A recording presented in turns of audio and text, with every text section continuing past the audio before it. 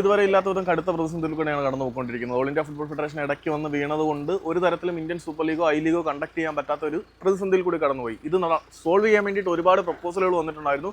അതൊന്നും നടപ്പിലാക്കാൻ പറ്റാത്തതായിരുന്നു. പക്ഷേ ഏറ്റവും ഒടുവിൽ ഫോർ എ ചേഞ്ച് ആദ്യമായിട്ട് ഒരു നല്ല പ്രപ്പോസൽ വന്നിട്ടുണ്ട്. ഓൾ ഇന്ത്യ ഫുട്ബോൾ ഫെഡറേഷൻ്റെ സെൻട്രൽ കോൺട്രാക്ട് സംവിധാനത്തിൽ കൂടിയാണ് 20 വർഷം നീണ്ടു നിൽക്കുന്ന ഒരു സീസണല്ല ഒരു മാതൃകയ്ക്ക് വേണ്ടിയുള്ള പ്രപ്പോസൽ ഉള്ളത്. ഇതിനകത്ത് 20 ക്ലബ്ബുകൾ ഉൾപ്പെടുന്നുണ്ട്. പ്രൊമോഷനും റിലഗേഷനും ഉൾപ്പെടെയുള്ള പരിപാടികളെല്ലാം വരുന്നുണ്ട്. ആദ്യഘട്ടം എന്ന നിലയിൽ ഇതിൻ്റെ പ്രോഫിറ്റ് അല്ലെങ്കിൽ റവന്യൂ അലോക്കേഷൻ്റെ കാര്യത്തിൽ വരെ തീരുമാനമായിട്ടുണ്ട്. 10% ഓൾ ഇന്ത്യ ഫുട്ബോൾ ഫെഡറേഷൻ്റെ സെൻട്രൽ റവന്യൂയിലേക്ക് പോകും. ഇത് യൂത്ത് ഫെസിലിറ്റേഷന് വേണ്ടി പോകും. 50% പാർട്ടിസിപ്പേറ്റിംഗ് ക്ലബ്ബുകൾക്ക് വേണ്ടി പോകും. പിന്നീടുള്ള 10%ത്തിൻ്റെ കാര്യത്തിലേക്ക് വരുമ്പോൾ ആ 10% മറ്റ് ഡെവലപ്മെൻറ്റ് ആക്ടിവിറ്റീസിന് വേണ്ടിയിട്ട് 30% കൊമേഴ്സ്യൽ പാർട്ണർക്കും വേണ്ടി വരും. അപ്പം കൃത്യമായിട്ട് 20 വർഷത്തേക്ക് ഇന്ത്യൻ ഫുട്ബോളിൽ പ്രൊമോഷനും റിലഗേഷനും വന്നിട്ട് all India football federation completely league on and operate ചെയ്യുന്ന തരത്തിലേക്കാണ് ഈ ഒരു സിസ്റ്റം പോകുന്നത്. ഇനിയൊരു ബെറ്റർ കൊമേഴ്സ്യൽ പാർട്ണറെ കണ്ടുപിടിക്കുക എന്നുള്ള ഒരു ചോദ്യചിഹ്നമാണ്. ഏതായാലും ഫെബ്രുവരി 5 കൂടിയിട്ട് പുതിയ സീസണിന് വേണ്ടിയിട്ടുള്ള തയ്യാറെടുപ്പുകൾ തുടങ്ങും എന്നാണ് അറിയുന്നത്. ഇതൊക്കെ നടന്നാൽ കൊള്ളാം. ആദ്യമായിട്ടാണ് ഒരു നല്ല പ്രപ്പോസൽ വരുന്നത്.